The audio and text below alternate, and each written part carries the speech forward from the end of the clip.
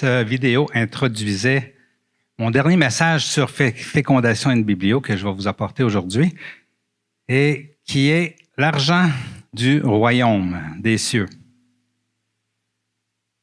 Comme vous voyez dans cette vidéo-là, nous avons un Dieu généreux.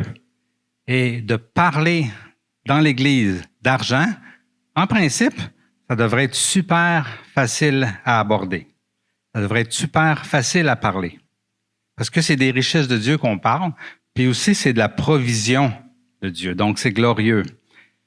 Mais bien entendu, comme vous savez, à cause de tout ce qui se dit, à cause des abus dans l'histoire, des fraudes de différentes religions, incluant la chrétienté, de ce que les médias disent, de ce que les scandales qui sortent un petit peu partout et qui se véhiculent, ben ça peut être difficile de parler de ce sujet-là. Et en fait, la majorité des pasteurs, ils trouvent ça difficile de parler de ça.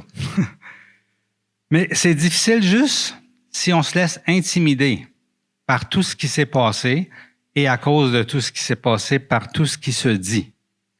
Vous savez, il y a au-dessus de 2000 versets dans la Bible, 2000 versets dans la Bible qui parlent d'argent. Quand même pas négligeable, n'est-ce pas? Il y a beaucoup d'autres sujets qu'on aime beaucoup plus que celui-là et qu'il y a beaucoup moins de versets dans la Bible qui en parlent. La Bible en a plus que 2000. Et on va voir qu'il faut partir de la parole pour vraiment comprendre comment Dieu voit les finances. Et ce matin, c'est ce que je veux faire. Je vais vous emmener plusieurs versets. Je ne veux pas que ce soit moi qui parle, mais je veux que ce soit la parole. Plusieurs de ces passages-là, des 2000, plus que 2000 versets, vont parler de toutes sortes de choses. Ils vont parler de dette, de placement, d'emprunt, de comment gérer ses biens, comment d'aider les pauvres. Ça va parler d'idolâtrie, d'inquiétude. Puis, c'est sûr qu'on ne va pas tout couvrir les sujets là-dessus. Ce que j'avais à cœur de parler ce matin, c'est plus ce qui tourne autour de fécondation in biblio, c'est-à-dire de voir par la parole que les finances, ce qu'on donne, premièrement, à l'Église et aussi la manière qu'on est généreux dans notre vie quotidienne, ça fait partie du plan de Dieu pour que ses disciples se multiplient sur la terre. C'est sûr que c'est pas facile non plus d'en entendre parler. Dépendamment où on en est dans notre compréhension des finances, la relation entre les finances et le royaume des cieux, et dépendamment aussi comment est notre relation avec les finances, avec l'argent, dépendamment comment on a entendu parler de toutes sortes d'affaires tout croche, dépendamment de notre liberté ou de notre insécurité, de notre confiance ou de notre méfiance envers ceux à qui on confie nos finances, dépendamment de notre confiance en Dieu, comme ça disait dans la vidéo, de pourvoir à nos besoins, dépendamment où est-ce qu'on en est rendu finalement, bien, on peut trouver ça difficile ou on peut trouver ça bon. Puis tout le range entre les deux. Alors, c'est un sujet qui est touché. On sait à quel point l'argent est un idole dans le monde entier. Et c'est pour ça que c'est un sujet sensible. Un peu comme quand on parle de sexualité. C'est un sujet sensible parce que c'est un gros idole aussi dans notre monde. Une chose est certaine, c'est que peu importe où on en est, l'argent du royaume, ça fait partie intégrante de la vie. Et si Dieu en parle tant que ça, c'est parce qu'il sait que ça fait partie de notre vie, de la vie de son peuple aussi, pas juste de la vie du monde. Et c'est un principe de base pour la multiplication. Et si on veut remplir la terre de son royaume, il faut comprendre cet aspect-là. Donc, lorsqu'on fait que j'assiste à une conférence en médecine, il y a toujours au début la divulgation des conflits d'intérêts. Donc, je vais divulguer mes conflits d'intérêts aujourd'hui pour ça. En fait, j'en ai aucun parce que je reçois aucun salaire de l'Église. C'est bon, hein? Fait que je me sens à l'aise. Il y a beaucoup de pasteurs qui vont inviter des gens pour parler de ça. Ils n'osent pas en parler eux-mêmes parce qu'ils se disent, les gens vont dire, ouais, ben là, il veut se payer un salaire. C'est pour ça qu'il nous demande de donner à l'Église. Mais moi, j'en reçois pas. J'en ai jamais reçu. Puis j'aurais jamais besoin d'en recevoir.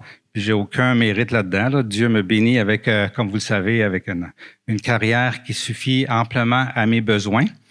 Donc, je me sens libre d'en parler parce que je crois beaucoup à donner parce que c'est ce que je fais. Non seulement j'ai pas de salaire, mais je donne à l'Église régulièrement pour l'avancement du royaume. Alors, c'est pour ça que je suis à l'aise de vous parler cœur à cœur de ce sujet-là. Tu sais, faut avoir cette compréhension que l'Église, depuis 2000 ans, est une entreprise, est un organisme, je devrais dire, indépendante, complètement indépendante de toute subvention du gouvernement et tout ça. Et on sait qu'il y a eu des époques dans l'histoire où il y avait des grosses dénominations, par exemple l'Église catholique, où il y avait quand même en caisse beaucoup d'argent qui faisait qu'ils pouvaient investir des fois sans que personne donne, OK? Même s'il y a toujours eu des gens généreux à l'intérieur. Mais en général, l'Église, si on prend tous les aspects de l'Église, évangélique, protestante, catholique, orthodoxe, tout ça, c'est une entité indépendante. Il y a eu des époques aussi où ça a été connecté avec le gouvernement. Et pour le vrai, ça n'a jamais été bon. Parce qu'aussitôt que tu es connecté avec le monde, peu importe si c'est au niveau de la politique ou n'importe quoi, tu rentres dans les compromis. Et quand tu rentres dans les compromis, ben c'est pas bon pour le royaume. Parce que Jésus a dit, mon royaume ne vient pas de ce monde. Donc, on ne peut pas se joindre à l'administration de ce monde si on veut vraiment être autonome avec Dieu et répandre son royaume de façon complètement libre. Donc, ça n'a pas été des bonnes époques. Ici, au Canada, ben, c'est plus le cas. Ça l'a déjà été, mais c'est plus le cas. L'Église est complètement indépendante. Donc, elle dépend de la générosité de ses fidèles. Ça a toujours été comme ça. Quand on comprend ça, c'est sûr que ça aide. Je vais vous parler un petit peu de notre historique en tant qu'Église. Et Dieu était vraiment fidèle et bon. Et Dieu a toujours été fidèle à travers l'histoire pour pourvoir pour son peuple qui lui fait confiance et qui marche avec lui. Charla Perrault, la fondatrice de la mission, où on a vraiment allumé, moi puis Élise et notre famille, au niveau de Dieu, elle a toujours dit que les œuvres de Dieu faites à la manière de Dieu ne manqueront jamais de provision. Et c'est vraiment vrai. Hein? C'est ce qui se passe. La seule lien qu'on pourrait dire qu'on a en tant qu'Église avec le gouvernement, c'est les reçus d'impôts. Puis on est béni de ça. OK? Le gouvernement, autrement dit, donne des reçus d'impôts pour les dons. Et donc, chaque fois qu'on donne 10 $, ben, le gouvernement en donne 10 à cause de ça, automatiquement. Ça, c'est une bénédiction et c'est vraiment pas tous les pays qui ont ça. Hein. Je pense que Laurent puis Michael me partageaient qu'en Suisse, ils n'ont pas de reçu d'impôt, de retour d'impôt quand ils font des dons. Alors, on est bénis en Amérique et au Canada de pouvoir vivre ça. Mais on est heureux de pouvoir le vivre sans avoir de compromis à faire. Ça ne veut pas dire que ça va rester.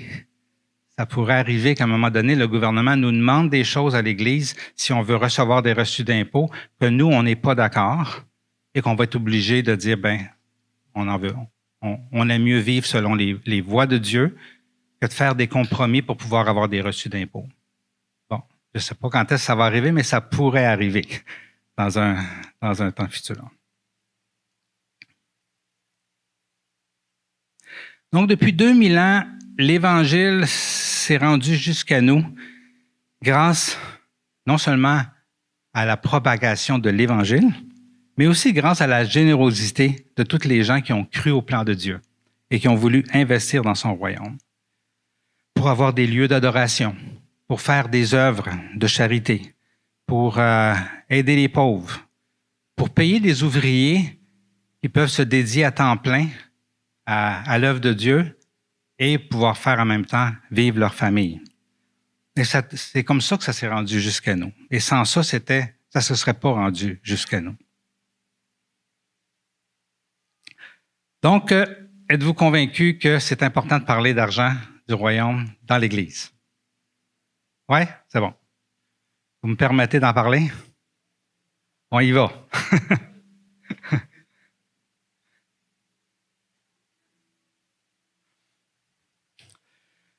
Comme je vous ai dit tantôt, c'est un sujet délicat parce que l'argent, c'est un idole. Hein? Donc, le premier point que je vais parler, c'est notre relation avec l'argent. Hein, si l'argent, c'est un idole, c'est parce qu'on a une relation avec. Si quelqu'un se fait une statue pour l'adorer, ben, il y a une relation avec cette statue-là. Fait que, on a une relation avec l'argent en tant qu'être humain. Dieu nous en délivre peu à peu, mais on en a une. Et c'est important de parler, peut-être pour commencer, de cette idole-là, juste pour comprendre pourquoi il peut y avoir des réticences autant d'en parler que d'en entendre parler. L'argent, au départ, ça a été inventé pour faire des échanges plus faciles. Par exemple, si vous êtes un marchand de tomates et que vous allez vous acheter un char, c'est pas sûr que le vendeur de char aime les tomates. Puis s'il n'aime pas les tomates, ben vous n'aurez pas de char. Mais l'argent a été inventé pour pouvoir vendre des choses et pouvoir acheter des choses un peu partout. Donc, c'est une bonne chose. Mais à cause de la chute de l'être humain avec Adam et Ève, à cause de la coupure qu'on a faite avec Dieu, rapidement, c'est devenu une pierre d'achoppement. C'est devenu un obstacle dans la vie, dans le bonheur de l'être humain. À cause de notre vu qu'on n'est plus connecté avec Dieu, vu qu'on ne peut plus faire confiance à un Dieu qui pourvoit, ben on tombe dans on devient centré sur soi-même, puis on tombe dans ce désir d'en avoir plus. On tombe dans le désir d'acheter, et quand on se met à acheter, ben on va acheter de plus en plus. La peur d'en manquer, la peur de manquer des choses essentielles, et éventuellement peur de manquer des choses non essentielles. Une fausse sécurité sur laquelle, si on l'enlève, on vient de perdre notre sécurité. Une manière de me faire plaisir, sans limite. Ça n'a pas de limite, se faire plaisir. On commence, quand on y goûte, on a le goût de se faire plaisir encore de plus en plus. C'est un outil aussi d'orgueil, de se penser plus puissant qu'un autre parce qu'on en a plus, ou d'envie parce que l'autre n'en a plus que nous.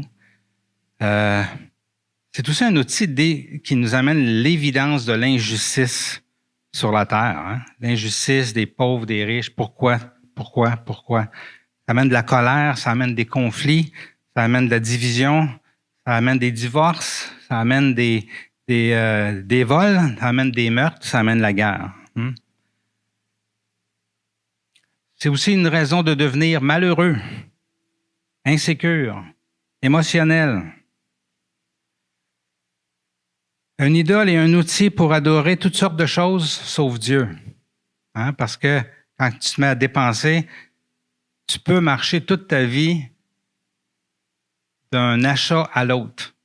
Il y a des gens qui passent vraiment leur vie d'un achat à l'autre. C'est ça qui est leur nourriture jusqu'à leur mort. Hein? Donc un idole. Si on la perd, si on en avait beaucoup, ben ça amène à la dépression, à l'autodépréciation, à l'échec, sensation d'échec.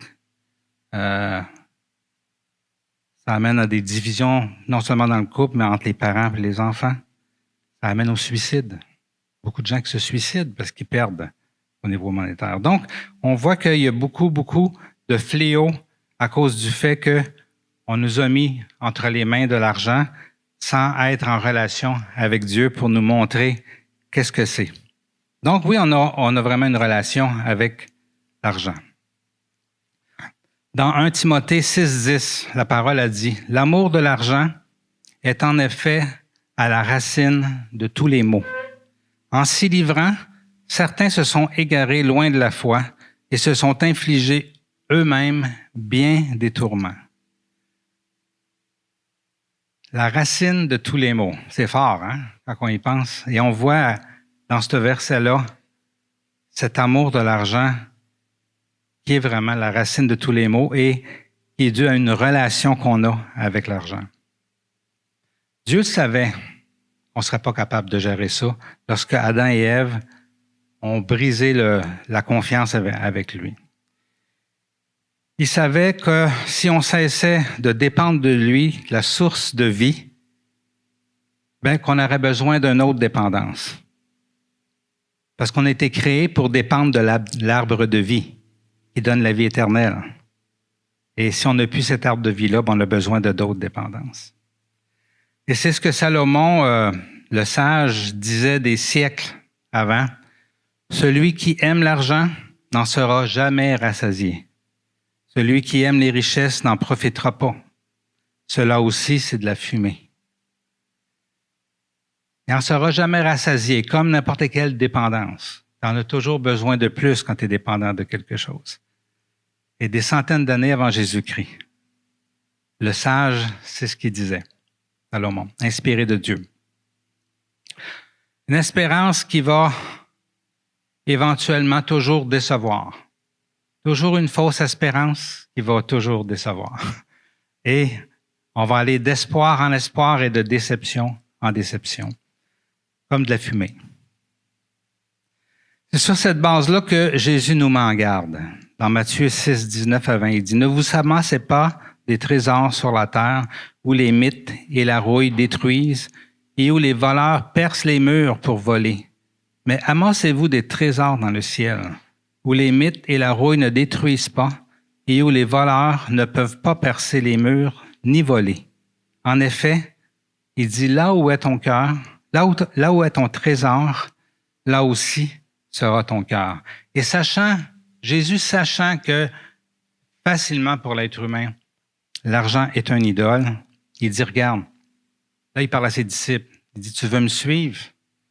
Change ton trésor de place.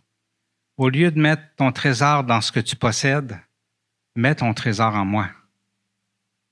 Si c'est moi ton trésor, si c'est mon royaume ton trésor, mais ton cœur, c'est là qu'il va être. Mais si tout en croyant en moi, ton trésor demeure financier, mais à ce moment-là, ton cœur, il ne sera pas avec moi. C'est là que ton cœur va être. Dès le début où Jésus a établi l'Église, Jésus a dit de prioriser son royaume. Son plan, son Église, parce que le reste, Dieu savait très bien que c'était de la fumée. De la fumée temporaire qui apporte un plaisir temporaire.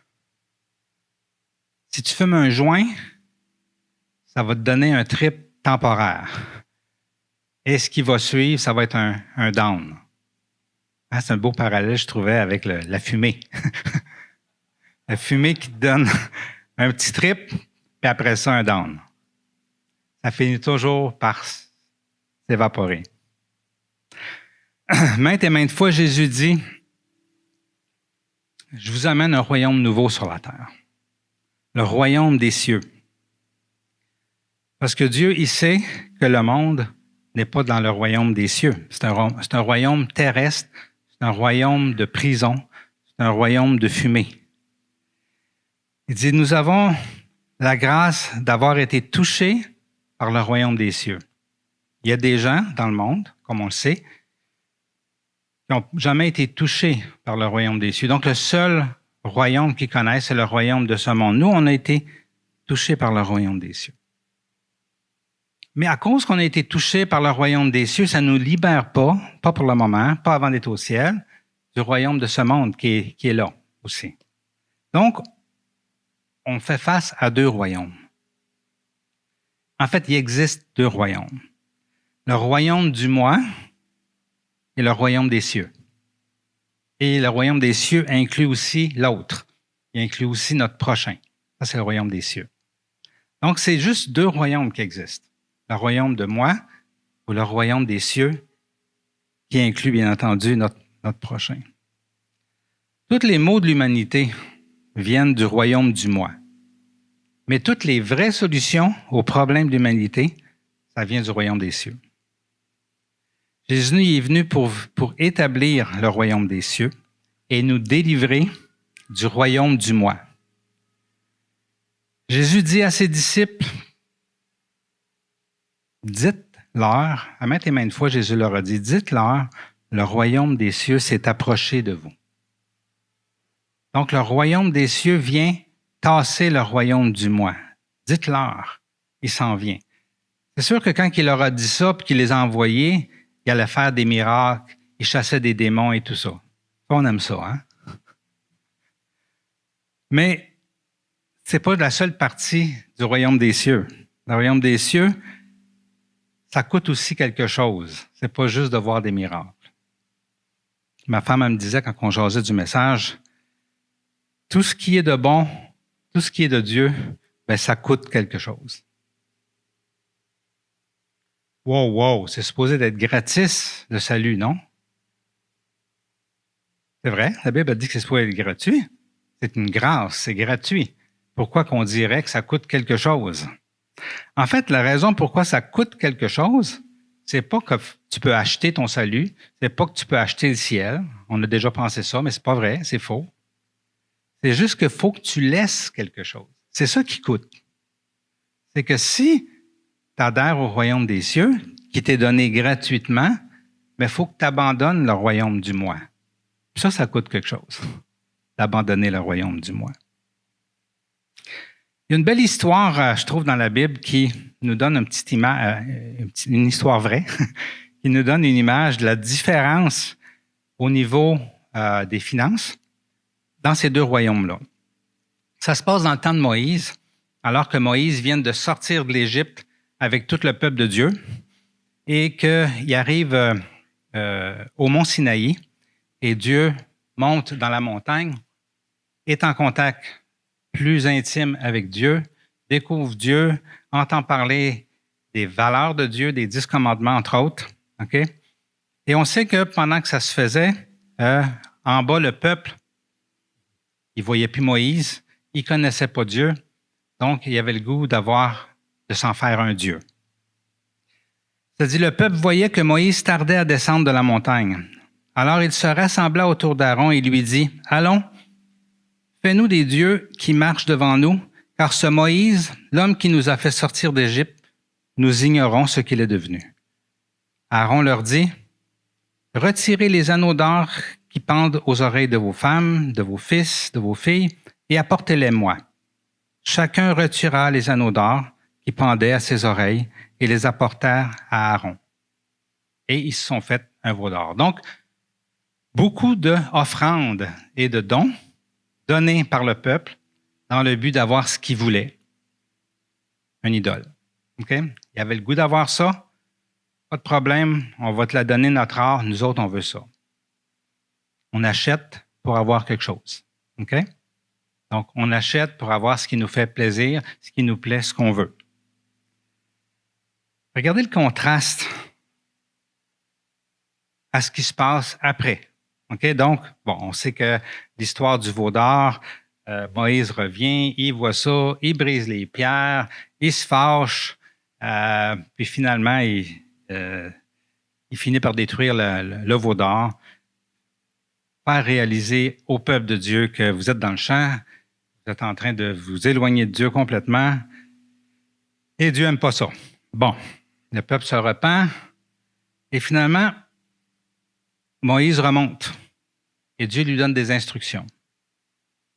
Là, il leur dit, tu vas me construire un tabernacle, c'est-à-dire un endroit où ce que moi, je vais aller résider, et vous allez venir me rencontrer, et vous allez me parler. Et moi, je vais vous parler. Et on va vivre une relation à cet endroit-là. Parce que Jésus n'était pas venu sur la terre et il n'y avait pas cette chance-là, cette grâce-là qu'on a, nous, de pouvoir avoir un contact direct avec Dieu sans être obligé d'aller à un lieu qui s'appelle un tabernacle. Aujourd'hui, à cause de Jésus-Christ, on a notre relation directe grâce à Jésus, grâce au sang de l'agneau qui a coulé pour nous. Merci Jésus. Mais ce n'était pas le cas dans ce moment-là. Fait que Dieu il dit, vous allez me faire une maison et c'est là que vous allez m'adorer. Regardez ce que ça dit. Moïse dit à toute l'assemblée des Israélites, « Voici ce que l'Éternel a ordonné. Prélevez sur ce qui vous appartient une offrande pour l'Éternel. » Et regardez ce qu'il dit après. Dans Exode 35, 4 à 6, « Toute personne dont le cœur est bien disposé, apportera en offrande à l'Éternel de l'or, de l'argent et du bronze, des étoffes teintes en bleu, en pourpre, en cramoisi, du fin lin et du poil de chèvre. Et si vous lisez la suite, plein d'autres choses que Dieu demandait d'apporter. Mais l'accent que je voulais mettre ici, c'était « dont le cœur est bien disposé ». Et si on lit un peu plus loin, à partir du verset 21, ça dit « tous ceux qui étaient bien disposés », on le répète, « et animés de bonne volonté, vinrent apporter une offrande à l'Éternel. » Qui? Tous ceux qui étaient bien disposés et animés de bonne volonté. Pas ceux qui disaient « ouais, moi je veux ça, donc je vais l'acheter. Gars, je te donne de l'or, puis tu me donnes ça en échange. » Ceux qui avaient un cœur bien disposé pour faire quoi? Pour faire une offrande, pour recevoir quelque chose? Non. Pour la maison de Dieu. Parce que Dieu voulait venir rencontrer l'être humain. Et oui, on va donner pour la maison de Dieu parce qu'on a le goût de ce Dieu-là. Donc, c'est pas faux con, mais c'est oui, je le veux. Oui, je veux que Dieu fasse son plan parce qu'il a l'air d'être un bon Dieu. Puis, si c'est un bon Dieu, ben, il doit nous aimer. Puis, s'il nous aime puis il veut notre bien, ben, faut le laisser faire. C'est lui qui possède tout, c'est lui qui est tout puissant, c'est lui qui est bon, c'est lui qui est parfait. Mais oui, je veux lui donner. Et je ne reçois rien en retour. Je veux juste lui donner parce que lui est bon. Et c'était ça le cœur des Israélites ici. Ça dit, des hommes et des femmes vinrent. Et ça répète encore, tous ceux dont le cœur était bien disposé et apportèrent des boucles, des anneaux, des bagues, des bracelets et toutes sortes d'objets en or. Chacun présenta l'offrande d'or qu'il avait consacrée à l'Éternel. Dans le chapitre 36 du même livre, Exode, versets 3 à 7, intéressant de voir ce qui se passe. Ça dit, ils prirent devant Moïse toutes les offrandes qu'avaient apportées les Israélites pour faire des objets destinés au service du sanctuaire. Chaque matin, on apportait encore à Moïse des offrandes volontaires. Alors, tous les hommes habiles qui réalisaient tous les travaux du sanctuaire quittèrent chacun l'ouvrage auquel ils étaient occupés et ils vinrent dire à Moïse, checkez ça, il dit, le peuple apporte beaucoup plus qu'il ne faut pour réaliser le travail que l'Éternel a ordonné de faire. Moïse fit faire cette proclamation dans le camp que personne, homme ou femme, ne prépare plus d'offrandes pour le sanctuaire. On en a assez. On empêcha ainsi le peuple d'en apporter. Les objets préparés suffisaient pour tous les travaux à réaliser et il y en avait même trop. Quand une personne se tourne vers le royaume des cieux, quand le royaume des cieux devient son trésor, il a juste à cœur d'investir pour le royaume des cieux. Que ce soit son argent, son temps, sa vie, c'est le royaume des cieux qui compte pour lui. Et dans le royaume des cieux, c'est la joie de celui qui donne. Amen. C'est un cœur disposé. Oui, je le veux. Oui, j'ai le goût. J'ai le goût de donner à notre Dieu qui a une relation personnelle avec moi. Donc, on passe d'une relation avec l'argent à un désir de relation avec Dieu. On passe d'une relation avec le royaume du moi à une relation avec le royaume des cieux. C'est pour ça que Jésus n'est pas gêné de parler d'argent. Quand il dit, par exemple, dans Hébreux 13, 5, par l'auteur de ce livre-là, que votre conduite ne soit pas guidée par l'amour de l'argent. Contentez-vous de ce que vous avez. Et regardez ce qu'il dit. En effet, Dieu lui-même a dit, je ne te délaisserai pas, je ne t'abandonnerai pas. Jésus sait que Dieu va pourvoir. Et il sait que les mathématiques de Dieu, c'est que plus on donne, plus on est généreux, plus il pourvoit à nos besoins. Il y avait un homme riche, une histoire d'un homme riche dans le temps que Jésus était sur terre. Et Dieu, il avait demandé, l'homme riche disait, qu'est-ce qu'il faut faire pour aller au ciel? Dieu, il avait demandé, qu'est-ce que tu fais? Il y a les commandements. Là, il nomme les commandements. L'homme, il dit, je fais tout ça. en langage moderne, on pourrait dire que l'homme riche a dit à Jésus, ben moi, je vais à l'église, je prie, je lis ma Bible, je loue le Seigneur, je suis fin avec les autres, j'aime mon prochain comme moi-même, je fais tout. Là, Jésus a voulu tester, voir s'il était complètement centré sur le royaume des cieux. Alors, il lui dit la chose suivante. Il dit, Jésus lui répondit, si tu veux être parfait, va vendre tes biens, distribue le produit de la vente aux pauvres, et tu auras un capital dans le ciel, puis viens et suis-moi. Dieu venait ici tester cet homme-là qui disait, je fais tout pour aller au royaume des cieux. Donc, dis-moi que je vais rentrer au royaume des cieux. Jésus, il dit, on va checker ça.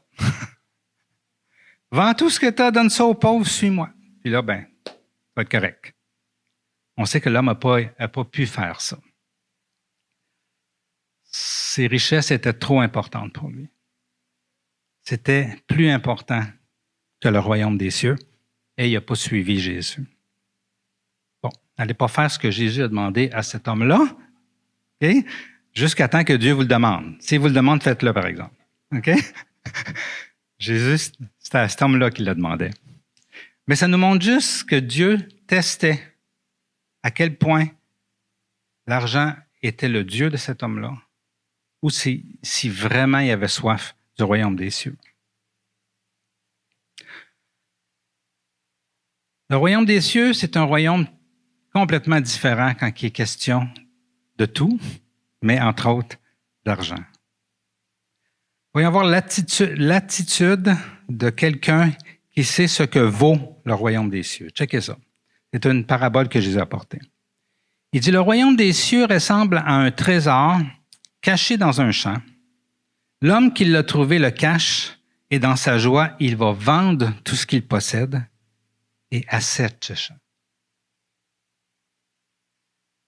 Il continue. Le royaume des cieux ressemble encore à un marchand qui cherche de belles perles. Lorsqu'il a trouvé la perle de grande valeur, il est allé vendre tout ce qu'il possédait et il l'a acheté. Jésus est en train de dire ici, ceux qui ont vraiment compris là, la valeur, la richesse du royaume des cieux, il n'y a plus rien qu'ils ont qui est important pour eux autres. Parce que ce qu'ils veulent, c'est le royaume des cieux. C'est ça qui est important pour eux autres. Et c'est pour ça que Jésus ne se gêne pas pour dire, dans Luc 12, 33, 34, après avoir parlé que Dieu nourrit les oiseaux du ciel, il habille les lys des champs, hein, il dit, arrêtez de vous inquiéter. Il dit, vantez tout ce que vous possédez, faites des dons d'argent, faites-vous des bourses qui ne s'usent pas, un trésor inépuisable dans le ciel où le voleur n'approche pas et où la mythe ne détruit pas. En effet, là où est votre trésor, là aussi sera votre cœur. C'est pas Luc, moi, là, qui l'écrit. C'est un autre Luc. C'est le Luc de la Bible. C'est fort que Jésus dise des choses aussi fortes que ça.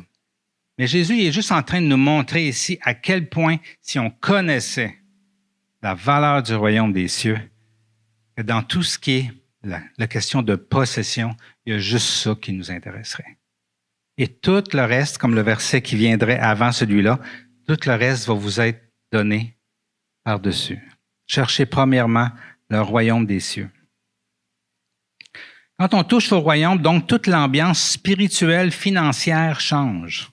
Et Paul se permet de dire aux riches de son temps, par Timothée, aux riches de ce monde, ordonne de ne pas être orgueilleux, de ne pas mettre leur espérance dans des richesses incertaines, mais dans le Dieu vivant, qui nous donne tout avec abondance pour que nous en jouissions.